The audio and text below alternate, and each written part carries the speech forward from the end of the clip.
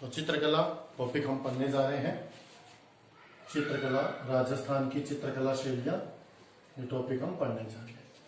देखिए, राजस्थान के अंदर क्या है कि अलग अलग प्रकार की जो रियासतें हैं उसके अंदर अलग अलग राजाओं के समय अलग अलग प्रकार के चित्रकार हुए हैं और उन सब चित्रकारों ने अपने अपने तरीके से चित्र बनाए हैं। उन सभी चित्रकारों के चित्रों के अलग अलग विषय थे और उन्हीं विषयों पर आधारित उन्होंने चित्र बनाए हैं। प्रत्येक जो राजा है वो अपनी इच्छा अनुसार भी चित्र बनवाता था। चित्रों के विषय राजा जो है उसकी इच्छा पर भी डिपेंड करते थे। राजा की इच्छा के अनुसार ही चित्र बनाए गए हैं। तो इन जो राजस्थान के जो पूरे एरिया के जो चित्र हैं, इन चित्रों पर अलग अलग समय पर अलग अलग प्रकार के आधुनिक चित्रकारों ने सर्वे किया।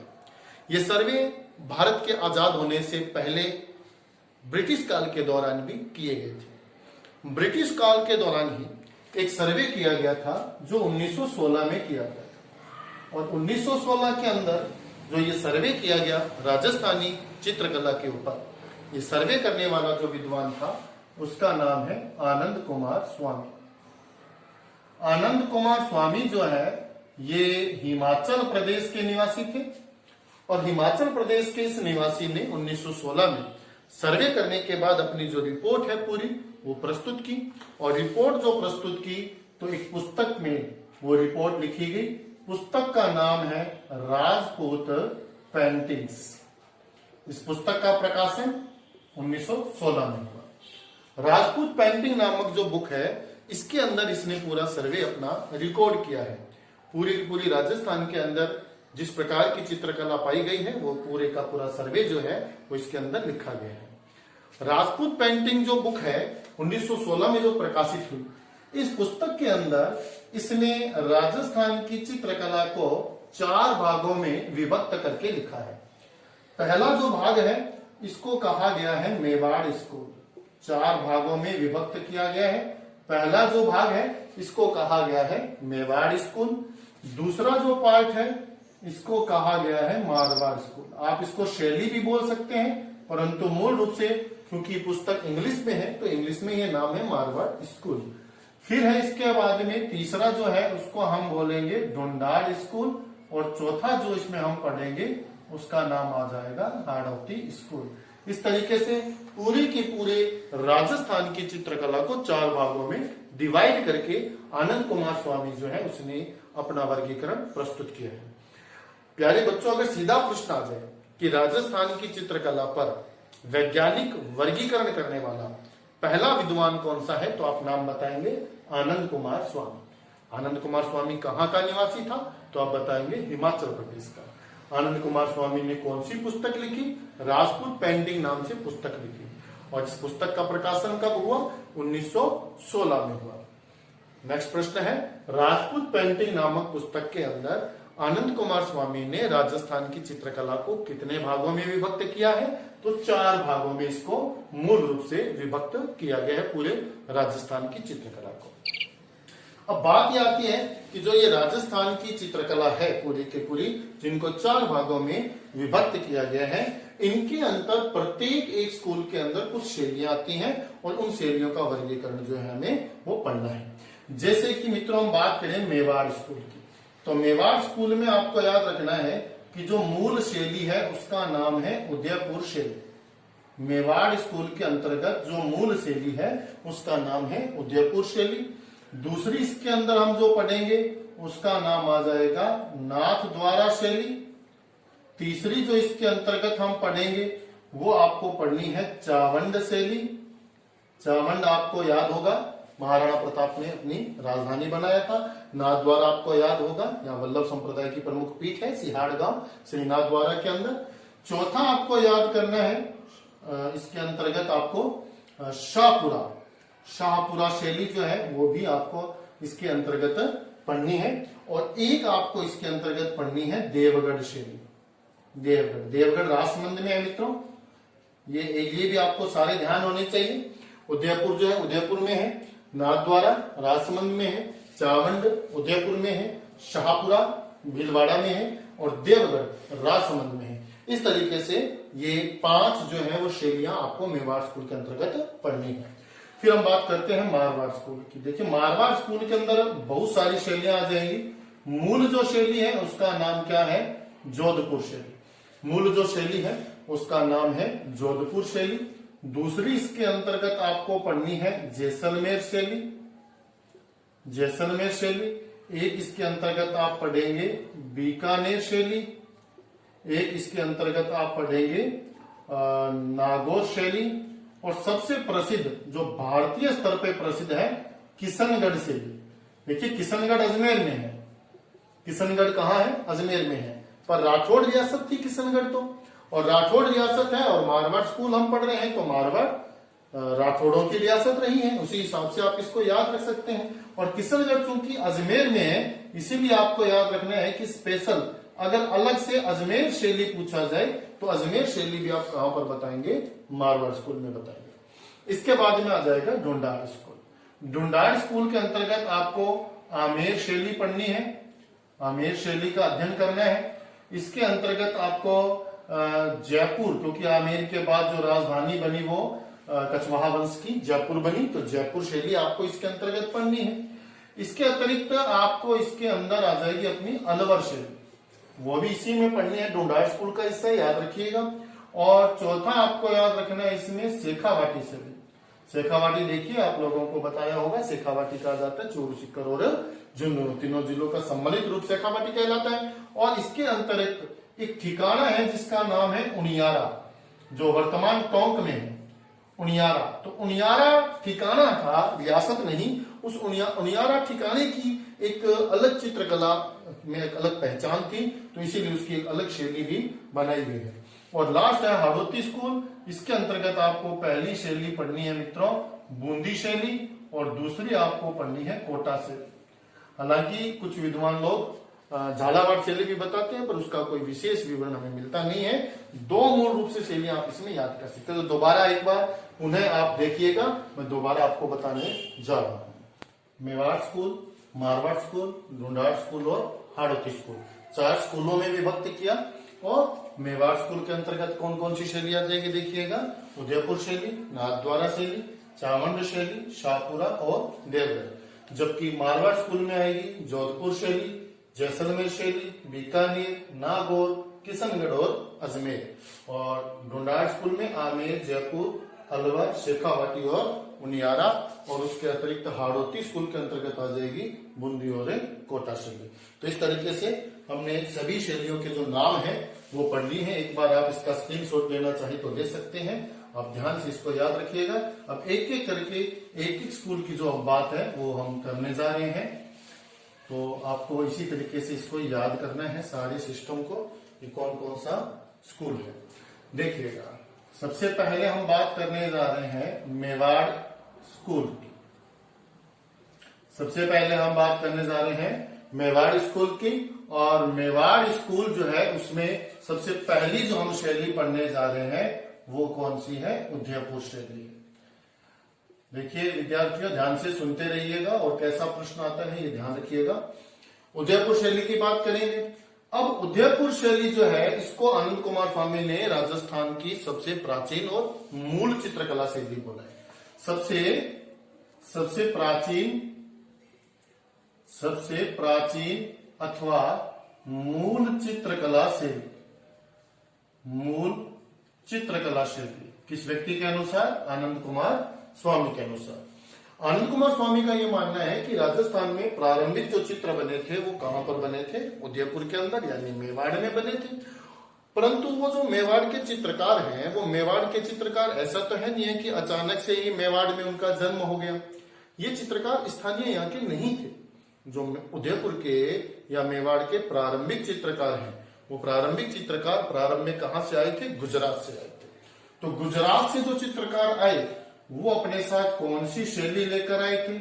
भाई वो अपने साथ शैली लेकर आए थे गुज्जर शैली। गुजरात से जो चित्रकार मेवाड़ में आए वो किस शैली से प्रभावित हुआ? गुज्जर शैली से। जो गुजरात से चित्रकार आए वो असल में कौन थे? जैन संप्रदाय के संत थे। जो कि समय समय पर भ्रमण पर मेवाड़, उदयपुर में या राजस्थान में, राजपूताने में आया करते थे। तो चूंकि वो जैन संत थे, इसीलिए हम इस शैली को और क्या बोल सकते हैं, जैन शैली बोल सकते हैं। तो जैन शैली का प्रभाव भी इस पे पड़ता है, गुज्जर शैली प्लस जैन शैली। तो प्रश्न आपको सीधा पूछा जाए, प्रश्न आपको पूछा जाएगा कि भैया उदयपुर शैली पर किसका प्रभाव पड़ा, तो उदयपुर शैली पर आप बताएंगे गुज्जर शैली और जैन शैली का प्रभाव जो है ये पड़ा है। ठीक है, अब बात करते हैं कि उदयपुर शैली जो है, इस उदयपुर शैली की शुरुआत जो हुई वो किस राजा के काल में हुई, कि उदयपुर शैली की शुरुआत किस राजा के काल में हुई, तो आपको नाम याद रखना है, राजा का नाम है तेज सिंह। देखिए तेज सिंह के काल के अंदर इसकी शुरुआत हुई है। तेज सिंह के काल के अंदर 1260 ईस्वी की ये घटना है, और 1260 ईस्वी में कमल चंद्र सूरी नामक एक विद्वान हुए हैं। कमल चंद्र सूरी नामक जो विद्वान हुए हैं, जैन चित्रकार, इन्होंने एक चित्र बनाया था और उस चित्र का नाम है भैया श्रावक प्रतिकर्मण सूत्र चूर्णी। श्रावक प्रतिकर्मण सूत्र चूर्णी, ठीक है, ये चित्रित ग्रंथ है। और ये चित्रित ग्रंथ किसने बनाया था, कमल चंद्र सूरी ने। किस राजा के काल में, तेज सिंह के काल में। कब बनाया था, 1260 ईस्वी में। देखिए अब आपको यहाँ पर दो प्रश्न याद रखने हैं। क्या प्रश्न है, अगर आपको पूछा जाए कि आनंद कुमार स्वामी के अनुसार उदयपुर शैली का प्रथम उपलब्ध चित्र कौन सा है, तो आनंद कुमार स्वामी के अनुसार प्रथम उपलब्ध चित्र है श्रावक प्रतिकर्मण सूत्र चूर्णी। आनंद कुमार स्वामी के अनुसार पहला चित्रकार कौन है, तो उनके अनुसार पहला चित्रकार है कमल चंद्र सूरी। ये घटना कब की है, 1260 की। किस राजा के काल में, तेज सिंह के काल में। परंतु आपको एक बात और याद रखनी है कि ये जो श्रावक प्रतिक्रमण सूत्र चूर्णी नामक जो ये चित्रित ग्रंथ है प्रथम, ये ताम्रपत्र पर था, ताम्रपत्र पर। तो ताम्रपत्र पर ये चित्रित किया गया था, ताम्रपत्र पर चित्रित किया गया। तो इससे आपको विद्यार्थियों याद रखना है कि प्रश्न ये सीधा आ जाए कि ताम्रपत्र पर चित्रित राजस्थान का या उदयपुर का प्रथम चित्रित ग्रंथ, तो भी आप कौन सा बताएंगे, श्रावक प्रतिक्रमण सूत्र चूर्णी। ठीक है, ये तो हो गया पहला ग्रंथ, पहला श्रावक प्रतिक्रमण सूत्र चूर्णी। श्रावक प्रतिक्रमण सूत्र चूर्णी ताम्रपत्र पर रचित पहला चित्रित ग्रंथ है। यह प्रश्न कई बार परीक्षा में पूछा जा चुका है। परंतु अगर हम दूसरे चित्र की अगर बात करें, दूसरा चित्र कौन सा है, तो दूसरा चित्र आपको याद रखना है भैया सुपासनाचर्यम। सुपासनाचर्यम, सुपासनाचर्यम जो है ये दूसरा उपलब्ध चित्रित ग्रंथ है मेवाड़ स्कूल का या उदयपुर शैली का। और ये सुपासनाचर्यम जो ग्रंथ है, आपको याद रखना है कि इसका जो कलाकार है, इसका जो राइटर है, इसका जो चित्रकार है, उसका नाम है हीरानंद। और इसकी जो रचना हुई है ये राणा मोकल के काल में और 1423 में। देखिए कुछ विद्यार्थियों को शायद ये हो सकता है कि लगे कि ज्यादा थोड़ा सा डीपली पढ़ाया जा रहा है, तो ध्यान रखिए पटवार भर्ती के अंदर इस प्रकार के प्रश्न पूछे जाते हैं। अब ये डीपली नहीं है, चित्रकला का टॉपिक जो है ये थोड़ा सा आपको डीपली पढ़ना पड़ेगा। ठीक है, तो अब आप ध्यान रखिए, अगर प्रश्न आ जाए कि उदयपुर शैली का प्रथम उपलब्ध चित्रित ग्रंथ, तब तो आप बताएंगे श्रावक प्रतिक्रमण सूत्र चूर्णी। और अगर आपको प्रश्न पूछा जाए कि उदयपुर शैली का दूसरा उपलब्ध चित्रित ग्रंथ, तब आप बताएंगे सुपासनाचर्यम, जिसका राइटर है हीरानंद और मोकल के काल में इसकी रचना हुई 1423 में। तो ये तो बात होगी दो लोगों की, दो प्रकार के ग्रंथों की, श्रावक प्रतिक्रमण और सुपासनाचर्यम। अब हम बात करते हैं कि चित्रकला पे और किस प्रकार का प्रश्न आता है। तो देखिए उदयपुर शैली के ही अंतर्गत हम बात कर रहे हैं, मेवाड़ स्कूल भी पढ़ रहे हैं। और इसके अंतर्गत आपको क्या याद रखना है कि एक तो प्रश्न आ जाता है इसमें कि स्वर्ण काल किसका काल है। देखिए अगर शुरुआत पूछा जाए, आपको पूछा जाएगा किसके काल में शुरुआत हुई, तो आप बता सकते हैं तेज सिंह के काल में। परंतु आपको पूछा जाए कि किसका काल जो है वो उदयपुर शैली का स्वर्ण काल था, तो स्वर्ण काल आपको याद रखना है जगत सिंह प्रथम। जगत सिंह प्रथम जो है, जो कि अमर सिंह प्रथम के पौत्र हैं, महाराणा प्रताप के परपौत्र हैं। जगत सिंह प्रथम का जो काल है, ये काल क्या कहलाता है, उदयपुर शैली का स्वर्ण काल कहलाता है। देखिए जगत सिंह प्रथम के काल की कुछ घटनाएं मैं आपको बता रहा हूं। जैसे कि इन्होंने एक कला विद्यालय की स्थापना करवाई थी, जो कि उदयपुर के राजमहल में करवाई गई थी। कला विद्यालय की स्थापना कहाँ करवाई थी? उदयपुर के राजमहल में करवाई थी। ये जो कला विद्यालय की स्थापना करवाई जगत सिंह प्रथम ने करवाई। कला विद्यालय आर्ट स्कूल बनवाया विभिन्न प्रकार की कलाओं से संबंधित। तो इस कला विद्यालय को चित्तेरों की ओवरी, इस कला विद्यालय को चित्तेरों की ओवरी या इसको तस्वीरारों कारखानों कहा जाता है। दोबारा सुनिएगा, जगत सिंह प्रथम के काल की ये घटना है। और जगत सिंह प्रथम के काल के समय क्या हुआ है? जगत सिंह प्रथम ने कला विद्यालय की स्थापना करवाई थी और इस कला विद्यालय को चित्तेरों की ओवरी या तस्वीरारों कारखानों कहा जाता है। इसी जगत सिंह प्रथम के समय, इसी के समय की मैं बात बता रहा हूं। देखिए, इसी के समय का प्रमुख जो चित्रकार है उसका नाम है साहिबदीन।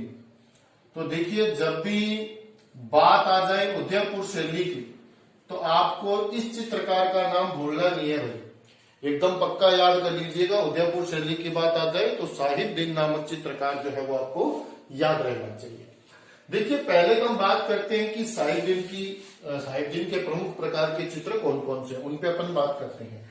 तो साहिबदीन के जो चित्र हैं, देखिए, एक तो ये वाला प्रश्न तो आप पक्का ही याद कर लीजिए,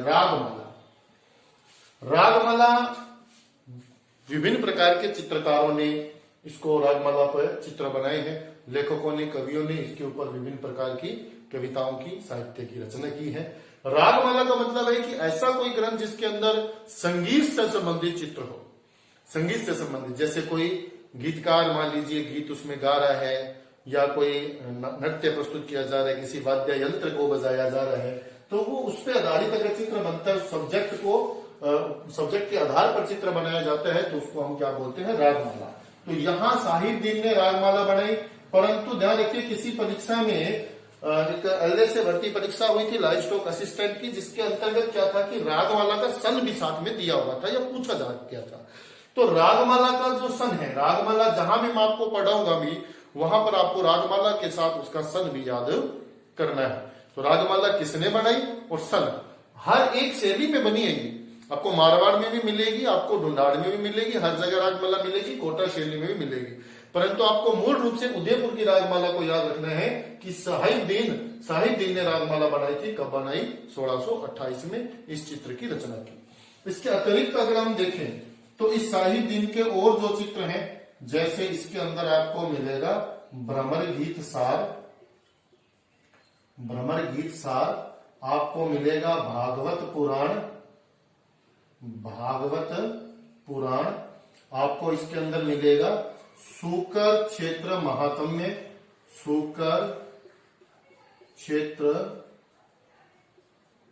महात्म्य। दोबारा सुन लीजिए एक बार, अगर थोड़ा देखने में दिक्कत हो रही तो। रागमाला, भ्रमर गीत सार। देखिए, भ्रमर गीत की रचना सूरदास जी ने की और बहुत सारे कवियों ने की है, तो उसको सब्जेक्ट बना के साहिबदीन ने चित्र बनाया है। भागवत पुराण की रचना तो विभिन्न प्रकार के लेखकों ने की हुई है। सूकर क्षेत्र महात्म्य में ये भी एक ग्रंथ है जिसको आधार बना करके साहिबदीन ने चित्र बनाया।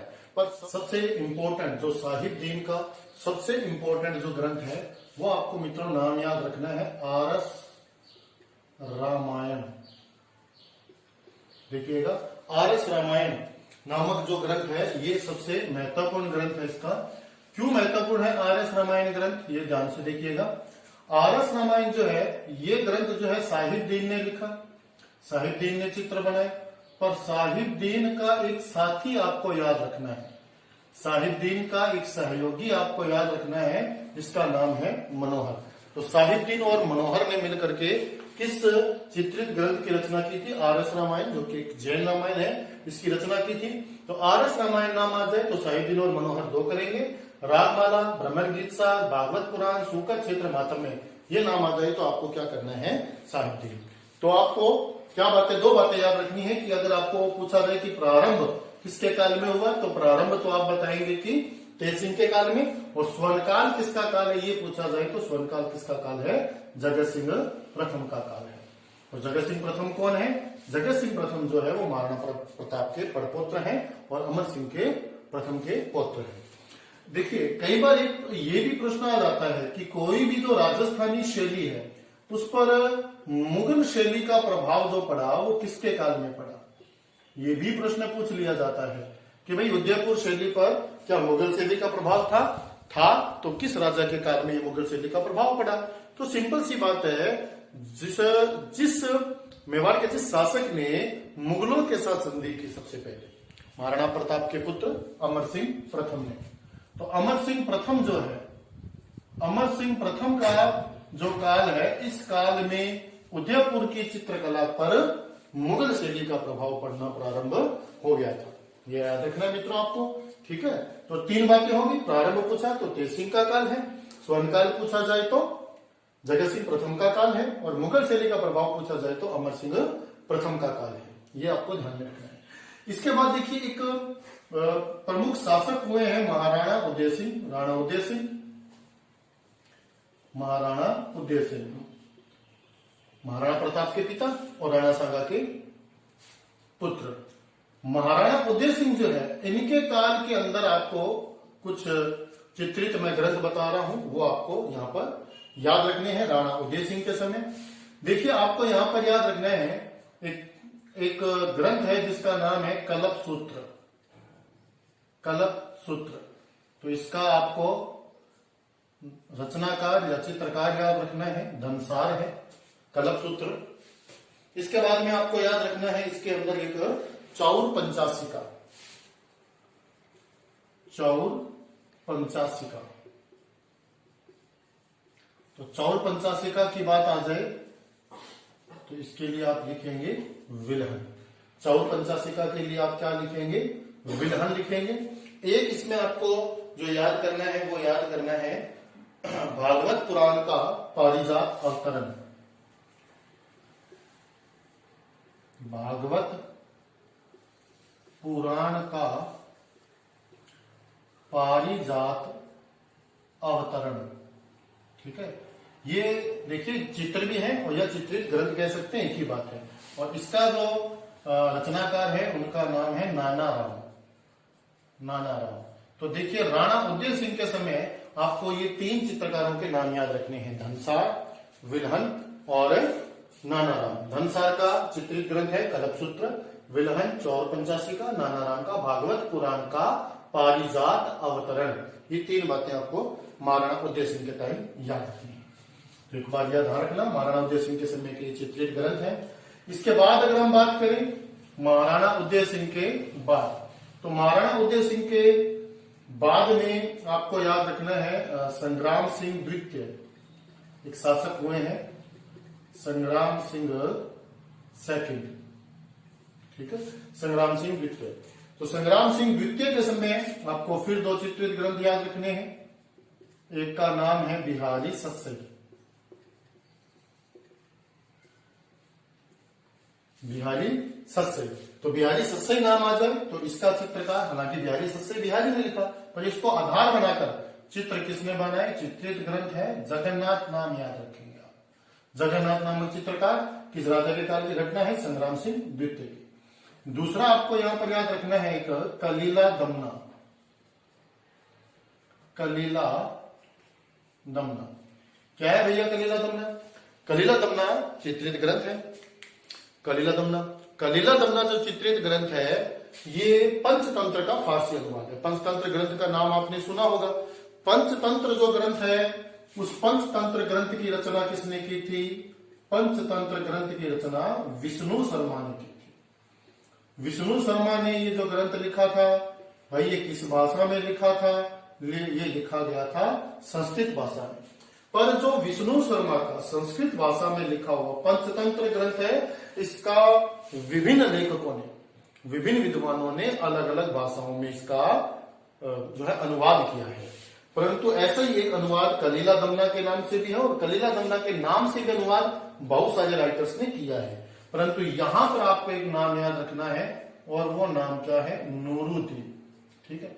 तो कलीला दमना नामक चित्रित ग्रंथ की रचना संग्राम सिंह द्वितीय के समय उदयपुर शैली में हुई, और कलीला दमना नामक ये चित्रित ग्रंथ की रचनाकार कौन है? नूरुद्दीन है।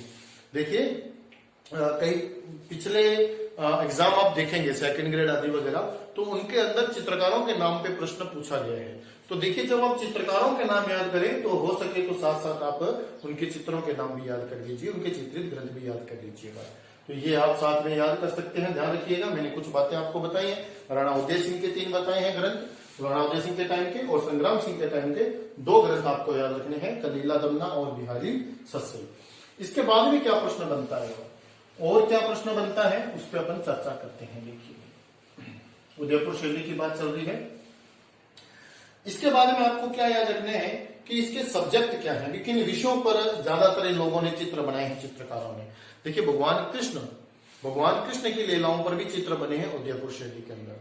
नायिका भेद का मतलब है नायिका का श्रृंगार में चित्रण, इसमें वर्णन मिलता है।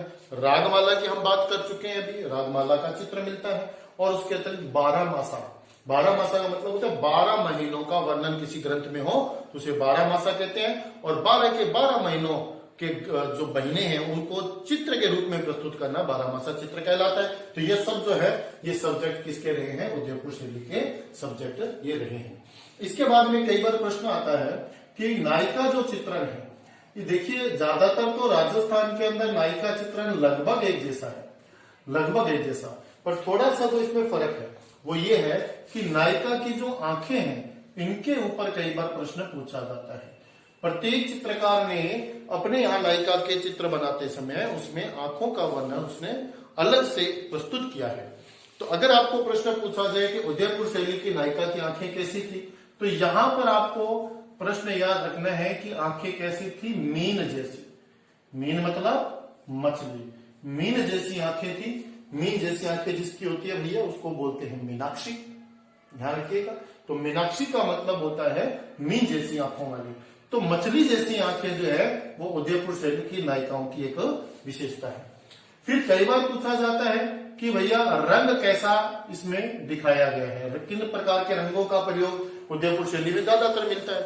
तो लाल, पीला, नीला प्रत्येक रंग मिलता है, इसके अंदर बहुत सारे रंग मिलते हैं, परंतु मुख्य रूप से जो रंग मिलता है वो रंग कौन सा है, लाल रंग है। लाल रंग की प्रधानता जो है वो उदयपुर शैली में ज्यादा आपको देखने को मिलेगी। भाई सीधी सी बात है, मेवाड़ जो है वो राणा महाराणाओं की धरती, योद्धाओं की धरती है, और योद्धाओं की धरती पर जो विभिन्न युद्ध हुए उनमें रक्त बहा है, और रक्त बहने के कारण उसकी मिट्टी का रंग कैसा हो गया, लाल हो गया है। तो इससे आपको याद रखना है कि उदयपुर शैली के अंदर विभिन्न प्रकार के रंग है, जिसमें से प्रमुख रंग जो है वो कौन सा है, लाल है। फिर हम बात करते हैं वृक्षों की। देखिए वृक्ष की बात आती है तो उदयपुर शैली के अंदर आपको अशोक का वृक्ष मिल सकता है, आम के वृक्ष मिल सकते हैं, विभिन्न प्रकार के वृक्ष मिलते हैं। परंतु परीक्षा की दृष्टि से जो आपको याद रखना है वो पहाड़ी क्षेत्र में पाया जाने वाला एक वृक्ष होता है जिसका नाम है कदम्ब। तो कदम्ब का वृक्ष जो है वो आपको याद रखना है, उदयपुर शैली की विशेषता है। इसके बाद में आता है कि भाई किस प्रकार के पशु पक्षियों का वर्णन उदयपुर शैली में देखने को मिलता है। उदयपुर शैली के अंदर पशु पक्षियों की बात आती है। देखिए वैसे तो पशु पक्षी विभिन्न चित्रकारों ने अपने चित्रों के अंदर कुछ न कुछ एक आध पशु पक्षी को विशेषता दी है, परंतु यहां अगर हम पूरी उदयपुर शैली की अगर हम बात करें तो यहां पर आपको क्या याद रखना है कि हाथी का चित्र बना हुआ है, घोड़ों के चित्र हैं, हाथी, घोड़े, और एक पक्षी है जिसका नाम आपने सुना होगा, चकोर। देखिए हल्दी घाटी का युद्ध जो है वो मेवाड़ से रिलेटेड है।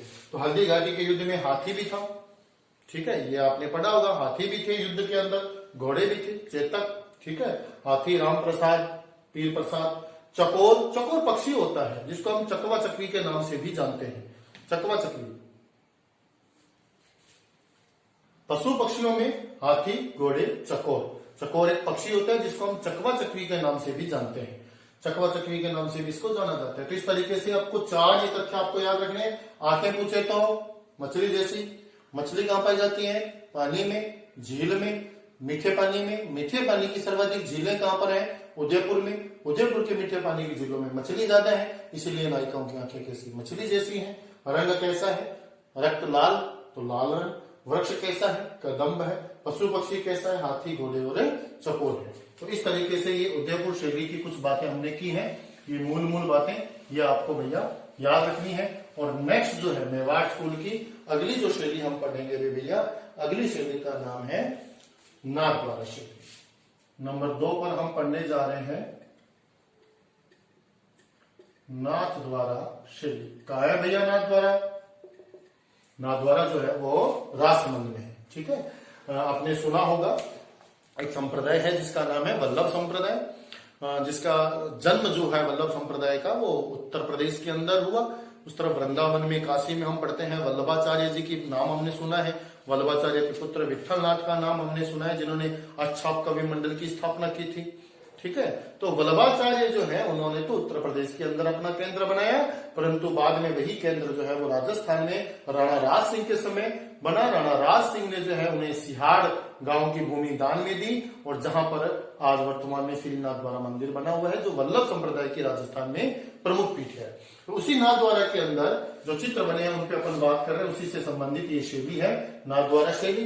देखिए नाथद्वारा शैली जो कि भगवान कृष्ण से रिलेटेड है, इसीलिए आपको क्या याद रखना है कि इस नाथद्वारा शैली पर जो प्रभाव पड़ा हुआ है वो किसका पड़ा हुआ है? एक तो प्रभाव है ब्रज शैली का, और दूसरा इस पे प्रभाव देखने को मिलता है वल्लभ संप्रदाय का, क्योंकि यहाँ वल्लभ संप्रदाय की प्रमुख पीठ है।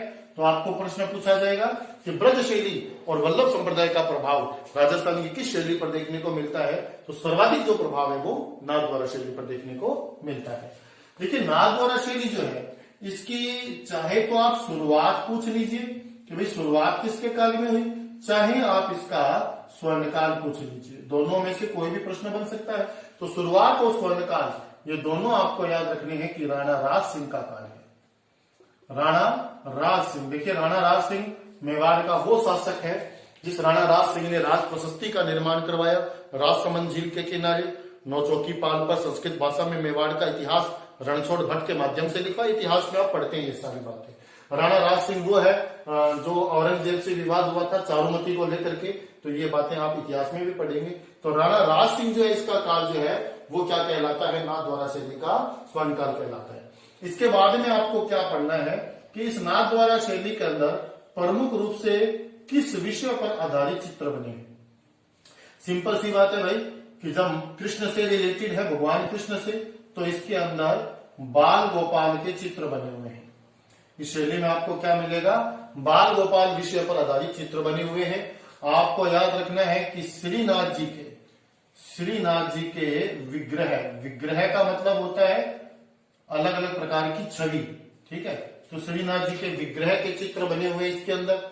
इसमें आपको एक शब्द आप लोगों ने पढ़ा होगा पिछवाइया। पिछवाइया क्या होता है भाई? पिछवाइया पिछवाइया है कि श्रीनाथ जी का जो मंदिर है उस मंदिर के अंदर जो मुख्य मूर्ति है उस मुख्य मूर्ति के पीछे लगा एक पर्दा होता है, जिस पर्दे के ऊपर चित्र बने होते हैं। तो चूंकि वो मूर्ति के पीछे होता है इसीलिए उसको क्या कहा जाता है? पिछवाइया कहा जाता है उसको। पिछवाइया अगर बनाई जाती है तो पिछवाइया, सीधा प्रश्न पूछे पिछवाइया कहाँ की प्रसिद्ध है? तो नाथद्वारा की। इसके अतिरिक्त आपको याद रखना है केले की सांझी। केले की सांझी ये भी कहाँ की फेमस है? नाथद्वारा की। सांझी क्या होती है? सांझी का मतलब होता है वैसे तो माता पार्वती, माँ पार्वती का प्रतीक है। सांझी हमारे यहाँ बहन बेटियों द्वारा बनाई जाती है, किसी बालक के जन्म के अवसर पर भी बनती है, श्राद्ध पक्ष में भी सांझियां बनाई जाती हैं, गोबर से भी बनती हैं। हमारे यहाँ हनुमानगढ़ गंगानगर क्षेत्र में ज्यादातर पुराने अगर हम मकान देखेंगे तो उनके मुख्य दरवाजे की तरफ सांखी स्वास्तिक चिन्ह बना होता है गोबर से, तो वो भी सांझी होती है। परंतु नाथद्वारा के अंदर गोबर से तो सांझी बनती है, परंतु मुख्य रूप से वहां जो सांझी बनाई जाती है वो केले के पत्तों की सांझी होती है। इसीलिए केले की सांझी यानी सांझी एक प्रकार का भित्ति चित्र है। तो केले की सांझी आपको पूछा जाए तो कहाँ की फेमस है? नाथद्वारा की। इसके अतिरिक्त आपको एक शब्द याद रखना है अन्नकूट महोत्सव। अन्नकूट महोत्सव, देखिए अन्नकूट महोत्सव कब मनाया जाता है? दीपावली के अगले दिन। दीपावली आती है कार्तिक की अमावस्या को, और उससे अगले दिन कार्तिक शुक्ल प्रतिपदा जो है उस दिन हम मनाते हैं अन्नकूट महोत्सव, जिस दिन गोवर्धन पूजा करते हैं। तो गोवर्धन पूजा और अन्नकूट महोत्सव दोनों ही नाथद्वारा से रिलेटेड है। राजस्थान के अंदर गोवर्धन पूजा का प्रमुख मेला कहाँ लगता है? नाथद्वारा में। अन्नकूट महोत्सव कहाँ का फेमस है? नाथद्वारा का। तो अन्नकूट महोत्सव पर आधारित चित्र, ये विषय जो है ये किसका है? नाथद्वारा का है। और गोवर्धन पर्वत पर जो बात है उससे भी आप याद रखना कि गोवर्धन पर्वत के चित्र जो आपको देखने को मिलेंगे वो भी कहां पर मिलेंगे? नाथद्वारा शैली में मिलेंगे। तो कुल मिलाकर के नाथद्वारा के अंदर भगवान कृष्ण और उनकी लीलाओं से संबंधित, या यूं कहें श्रीनाथ जी जो भगवान कृष्ण का ही नाम है, उनसे रिलेटेड चित्र जो है वो नाथद्वारा शैली में देखने को मिलते हैं आपको। ठीक है। इसके बाद में हम बात करते हैं कि यहाँ के प्रमुख चित्रकार कौन है। ठीक है। प्रमुख चित्रकार जो है उनकी अपन बात करते हैं कि प्रमुख चित्रकार कौन कौन है। तो प्रमुख चित्रकारों में आप देखिएगा, यहाँ पर आपको भगवान कृष्ण के नाम से, भगवान विष्णु के नाम से ही एक नाम मिलता है नारायण, क्योंकि इसमें भगवान कृष्ण के हैं चित्र और कृष्ण जो है विष्णु के अवतार है, तो विष्णु का एक पर्यायवाची शब्द क्या है? नारायण। तो नारायण यहाँ का चित्रकार है। भगवान विष्णु जो है उनको हम चतुर्भुज भी कहते हैं। भगवान विष्णु को हम चतुर्भुज भी कहते हैं। चतुर्भुज का भी चित्र बना हुआ है। यहां पर और नाम जो आपको याद रखना है कि रेवा शंकर नाम का एक चित्रकार हुआ है नाथद्वारा के अंदर, और एक आपको नाम याद रखना है पुरुषोत्तम। पुरुषोत्तम नामक चित्रकार भी हुए हैं। ठीक है। इनके चित्रों का वर्णन नहीं मिला कि कौन कौन से हैं, परंतु ये चित्रकारों के नाम याद रखने हैं। और दो महिला चित्रकार मोस्ट इंपोर्टेंट इसको कर लीजिएगा। एक का नाम है कमला और एक महिला है जिसका नाम है इलायची। ठीक है। तो कमला और इलायची जो है महिला का नाम है, ध्यान रखना, कहीं आप खाने वाली चाय वाली इलायची पे आ जाए। इलायची महिला का नाम है। ठीक है। तो कमला और इलायची आपको याद रखना है कि नाथद्वारा शैली के अंदर दो महिला चित्रकार हैं, उनके वर्णन इसमें दिया गया है। इसके बाद में इतनी बात है नाथद्वारा शैली से रिलेटेड। इसमें वही बातें अपन दोबारा एक बार देखते हैं जो पहले उदयपुर शैली में थोड़ा पढ़ के गए हैं, उसकी बातें हम और देख लेते हैं। वही बातें, जैसे सबसे पहले आंखें देखिए, इसके अंदर नायिका चित्रण आपको कम मिलेगा। नाथद्वारा शैली में नायिका चित्रण कम मिलेगा, क्योंकि देखिए वल्लभ संप्रदाय के अंदर बाल गोपाल की पूजा की जाती है। भगवान कृष्ण के बाल स्वरूप की पूजा होती है। बाल स्वरूप के अंदर ज्यादातर जो है वो नायिका भेद का चित्रण नहीं मिलता है। ठीक है। तो इसमें आंखें जो है ना, ये ध्यान रखना है कि ये आंखें जो है ये किसकी दिखाई गई है? स्वयं भगवान कृष्ण की आंखें दिखाई गई हैं। पुरुष चित्रण है, देव चित्रण है। और कृष्ण की जो आंखें हैं, ये आंखों का आपको ध्यान रखना है कैसी दिखाई गई है? तिरछी आंखें। तो आपको ये पूछ लिया जाए कि राजस्थान की वो चित्रकला शैली बताओ जिसमें भगवान कृष्ण को तिरछी आंखों वाला बताया गया है। तो तिरछी आंखें जो है वो किस शैली की विशेषता है? नाथद्वारा शैली की। ठीक है। इसके बाद में आपको पूछेगा वो रंग। अब रंग की बात आ जाए तो आपको याद रखना है कि नाथद्वारा भगवान कृष्ण से संबंधित है। भगवान कृष्ण को एक वस्तु बहुत प्रिय थी, जो है उनके सर का ताज, और वो है उनकी मोर पंख। तो मोर पंख जो है उसका रंग कैसा होता है? देखिए मोर पंख में दो रंग जो है वो मुख्य रूप से हमें दिखाई देते हैं, एक नीला और एक हरा। तो दो रंग दिखाई देते हैं मोर पंख में। तो भगवान कृष्ण से रिलेटेड दो रंग आपको याद रखने हैं, नीला और हरा रंग। इसके बाद आता है पशु पक्षी, कि भैया किस प्रकार के पशु पक्षियों का वर्णन यहाँ देखने को मिलता है। देखिए जहां भगवान कृष्ण है वहां पर आपको किसका चित्र मिलेगा? गाय का। जहां भगवान कृष्ण है वहां कौन सा पक्षी मिलेगा? मोर। तो दो बातें आपको याद रखनी है कि गाय और मोर का चित्र सर्वाधिक बना हुआ है। और लास्ट के अंदर है वृक्ष। देखिए जब भी वल्लभ संप्रदाय की बात आए, भगवान विष्णु की बात आए, भगवान कृष्ण की बात आए, तो वहां पर हमेशा सदैव एक वृक्ष है जिसको भगवान कृष्ण के रूप में पूजा जाता है, कृष्ण के रूप में पूजा जाता है, वो है केले का वृक्ष। जो घर पर भी अपने यहाँ महिलाएं केले के वृक्ष की पूजा करती हैं, विष्णु या शालिग्राम इस प्रकार से मानते हुए। तो केले का जो वृक्ष है वो यहाँ पर मुख्य रूप से केले का वृक्ष याद रखना है। तो इस तरीके से आपको चार बातें याद रखनी है। आंखें कृष्ण जैसी, कृष्ण की आंखें तिरछी, रंग नीला और हरा, पशु पक्षी गाय और मोर, और वृक्ष कैसा है? केले का वृक्ष। ये इसकी प्रमुख विशेषता है। तो इस तरीके से नाथद्वारा शैली हो गई है। इसके बाद जो अगली शैली है उसकी हम बात करते हैं। मेवाड़ स्कूल की अगली तीसरी जो शैली है उसका नाम है भाई चावंड शैली। चावंड शैली। ठीक है। तो चावंड को राजधानी किसने बनाया था? महाराणा प्रताप ने। इससे आप ये याद रख सकते हैं कि चावंड शैली की जो शुरुआत हुई है वो किसके काल में हुई है? महाराणा प्रताप के काल में। महाराणा प्रताप का जो काल है इसके काल में चावंड शैली की शुरुआत हुई है। देखिए महाराणा प्रताप के समय एक चित्र बनाया गया था जिसका नाम है ढोला मारू। ढोला मारू राजस्थान की एक प्रमुख प्रेम कथा है जो एक ग्रंथ में वर्णित है जिसका नाम है ढोला मारू का दोहा, कवि कलोल द्वारा रचित। उसी ग्रंथ को आधार बना करके ये चित्र बनाया गया है।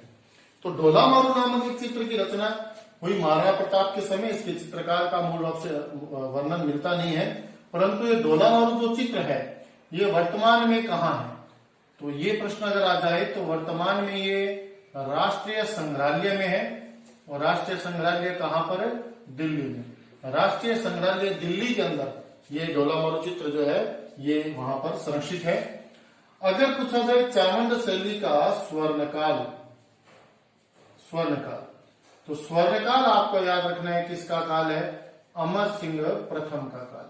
देखिए अमर सिंह प्रथम का नाम अभी थोड़ी देर पहले हमने पढ़ा था कि उदयपुर शैली के अंदर मुगल शैली का जो प्रभाव पड़ा वो मुगल शैली का प्रभाव पड़ा, तो वो किसका काल था? अमर सिंह प्रथम का काल था। तो यहाँ पर हम क्या पढ़ेंगे कि चावंड शैली का स्वर्णकाल किसका है? अमर सिंह प्रथम का काल है। इसके समय की प्रमुख घटना जो है वो ये है कि इसके समय चित्र बनाया गया था रागमाला। रागमाला चित्र इसके टाइम बनाया गया था। कब बनाया गया था? 1605 में। और किसने बनाया था? तो निसारुद्दीन या नसीरुद्दीन नाम मिलता है। तो निसारुद्दीन या नसीरुद्दीन नामक चित्रकार है, उसने चित्र बनाया था। जहां ने कलीला दमना नाम आया था वहां नूरुद्दीन था, और यहाँ रागमाला जो है यहाँ पर निसारुद्दीन है। अमर सिंह प्रथम का काल 1605 में। इसके अतिरिक्त इस चावंड शैली की एक विशेषता और रही है। इस चावंड शैली की एक विशेषता ये रही है कि भैया रसिक प्रिया पर आधारित चित्र बनाए गए थे। रसिक प्रिया, अब ये रसिक प्रिया क्या चीज है? रसिक प्रिया एक ग्रंथ है जिसका रचनाकार रीति काल के दौरान कवि केशव रहे हैं। देखिए साहित्य लिखने के कई काल हुए हैं, भक्ति काल, रीति काल, प्राचीन काल, आधुनिक काल। इसी तरीके से रीति काल का एक कवि हुआ है जिसका नाम है कवि केशव। कवि केशव ने एक प्रेममय ग्रंथ लिखा जिसका नाम है रसिक प्रिया। और रसिक प्रिया जो ग्रंथ है इसको आधार बना करके चावंड शैली में चित्र बनाए गए थे। और वो चित्रों की जो संख्या है वो है 46 चित्र अलग अलग प्रकार के चित्रकारों ने, यानी हो सकता है कि 46 ही चित्रकार हो जिन्होंने 46 चित्र बनाए। तो रसिक प्रिया पर 46 चित्र आपको पूछा जाए, कवि केशव की रसिक प्रिया पर 46 चित्र, तो वो किस शैली में बने हुए हैं? चावंड शैली में बने हुए हैं। इसके बाद में अगली जो शैली, उसमें और कुछ नहीं पढ़ना है। इसके बाद अगली जो शैली है उसका नाम आ जाएगा आपके सामने देवगढ़ शैली। देवगढ़ शैली की बात करते हैं, उसके बाद में शाहपुरा शैली की बात करते हैं। तो नंबर 4 पर देवगढ़। तो कहाँ है देवगढ़ शैली? देवगढ़ नाम स्थान कहां पर बताया मैंने? राजसमंद में है देवगढ़, ठीक है। तो देवगढ़ शैली जो है इसकी हम बात करते हैं। देखिए देवगढ़ जो है वो मेवाड़ का एक ठिकाना था। मेवाड़ का एक ठिकाना ही था। एक राजा हुए हैं मेवाड़ के जिनका नाम है राणा जयसिंह। राणा जयसिंह जिन्होंने जयसमंद झील बनवाई। तो राणा जयसिंह जो है इनके काल के अंदर क्या हुआ था? देवगढ़ ठिकाना जो है, देवगढ़ ठिकाना जो है इसकी स्थापना हुई थी राणा जयसिंह के समय। राणा जयसिंह के समय एक इनका जो ठाकुर है, एक व्यक्ति है द्वारिकादास चूड़ावत। द्वारिकादास चूड़ावत नामक एक व्यक्ति है, इसने देवगढ़ जो ठिकाना है इसकी स्थापना की थी। इसलिए देवगढ़ चित्रकला शैली, देवगढ़ चित्रकला शैली की शुरुआत पूछा जाए तो शुरुआत आप बताएंगे कि शुरुआत किसके काल में हुई है? या तो ऑप्शन मिलेगा राणा जयसिंह का काल, या ठाकुर का नाम पूछे तो कौन है? द्वारिकादास चूड़ावत। 1680 के अंदर इन्होंने इसकी स्थापना की। और इस 16 से आपको क्या याद रखना है कि ये जो देवगढ़ शैली, देवगढ़ के जो ठाकुर होते हैं इनको 16वें उमराव बोला जाता है। जो देवगढ़ के ठाकुर होते हैं इनको 16वें उमराव बोला जाता है। ये शब्द आपको याद रखना है। और 1680 में द्वारिकादास चूड़ावत नामक जो ठाकुर है इसने देवगढ़ जो ठिकाना है ये बसाया था। और देवगढ़ शैली की शुरुआत इसका काल माना जाता है। परंतु अगर पूछा जाए कि इसका स्वर्ण काल, या बात आ जाए कि सर्वाधिक विकास किस ठाकुर के काल में हुआ, तो इसका स्वर्ण काल या सर्वाधिक विकास शब्द आ जाए तो आपको नाम याद रखना है मित्रों, श्रीधर अंधारे। ये परीक्षा में आ चुके हैं दोनों ही प्रश्न। द्वारिकादास चुड़ावत का नाम भी पूछा जा चुका है परीक्षा में, और श्रीधर अंधारे का नाम भी पूछा जा चुका है। तो देवगढ़ शैली का सर्वाधिक विकास श्रीधर अंधारे के समय हुआ, जबकि देवगढ़ शैली की शुरुआत द्वारिकादास चुड़ावत के समय हुई। देवगढ़ एक रियासत में होकर के एक ठिकाना है और जिसकी स्थापना राणा जयसिंह के समय की गई थी। ये जो देवगढ़ है इसके अंदर मुख्य रूप से राजसी ठाट बाट के चित्र बने हुए हैं। देवगढ़ शैली में राजसी ठाट बाट के चित्र या शिकार के दृश्य, शिकार के या राज दरबार के चित्र, राज दरबार के जो चित्र हैं ये मुख्य रूप से इसमें बने हुए हैं। राज दरबार के चित्र बने हैं, शिकार के चित्र बने हुए हैं और राजसी ठाट बाट के चित्र इसमें बने हुए हैं। परंतु जो मूल प्रश्न पूछा जाता है देवगढ़ शैली का, वो दो ही नाम यहाँ पूछे जाते हैं कि शुरुआत हुई थी द्वारिकादास चुड़ावत के समय, और स्वर्णकाल या सर्वाधिक विकास किसका है, श्रीधर अंधारे का समय। इसके अंदर आपको जो नेक्स्ट याद करना है, पढ़ना है, आप स्क्रीनशॉट ले सकते हैं। नेक्स्ट जो पढ़ना है वो आपको इसमें क्या पढ़ना है कि देवगढ़ शैली के प्रमुख चित्रकारों के नाम बताओ। देवगढ़ शैली के प्रमुख चित्रकारों के नाम बताओ। तो देवगढ़ शैली के प्रमुख चित्रकार कौन कौन से हैं उनके अपन नाम देखते हैं। देखिए यहाँ पर आपको एक स्टोरी के माध्यम से थोड़े से नाम हो सकता है याद रह जाए, ठीक है। तो आपको क्या नाम याद रखना है यहाँ पर कि इसके कुछ चित्रकार हुए हैं। जैसे आपको याद रखना है कि एक चित्रकार हुए इसके अंदर बैजनाथ, एक हुए हैं चोखा, एक हुए हैं हरचंद, एक हुए हैं कमला प्रथम, एक है कमला द्वितीय और एक का नाम है बगता। देखिए मैंने ऊपर नीचे करके नाम लिखे हैं ये, ठीक है, परंतु आपको एक स्टोरी याद रखनी है और स्टोरी के माध्यम से आप ये सारे नाम जो है इनके याद कर सकते हैं। जैसे मान लीजिए एक व्यक्ति है, हमारे गांव में एक बुजुर्ग आदमी है जिनका नाम है हरचंद, मान लीजिए, ठीक है। हरचंद ताऊ बीमार हो गए, और हरचंद ताऊ बीमार हो गए तो उनके दो बेटे थे, दोनों का नाम क्या है, कमला प्रथम और कमला द्वितीय। हमारे पंजाबी में कमला बोलते हैं थोड़ा मेंटल को, तो कमला प्रथम कमला द्वितीय, इन दोनों को भेजा गया, जाओ डॉक्टर को बुला के लाओ, बैजनाथ को बुला के लाओ।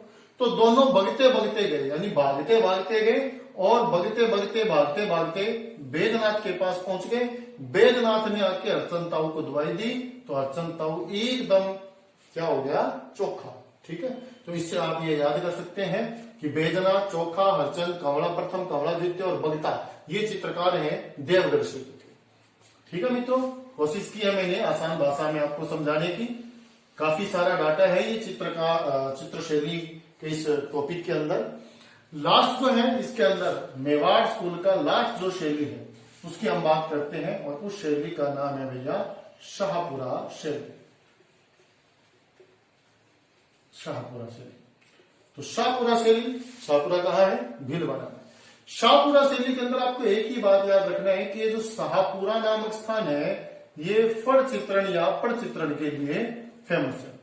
फड़ चित्रण मूल नाम है और अभ्रंश होकर नाम बना है फड़ चित्रण, तो फड़ चित्रण के लिए फेमस है। फड़ चित्रण की शुरुआत यहाँ पे करने वाला जो कलाकार है उनका नाम है श्रीलाल जोशी। श्रीलाल जोशी जो है उन्होंने फड़ चित्रण की यहाँ पर शुरुआत की थी।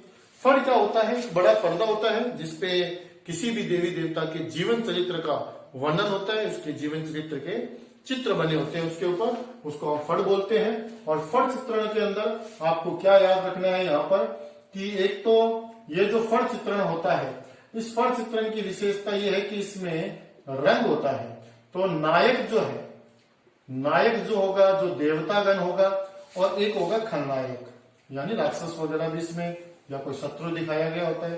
तो नायक को हमेशा लाल रंग से रंगा जाता है, खलनायक को हमेशा हरे रंग से इसमें रंगा जाता है। फड़ चित्रण की ये दो विशेषता है, दो प्रकार के रंग।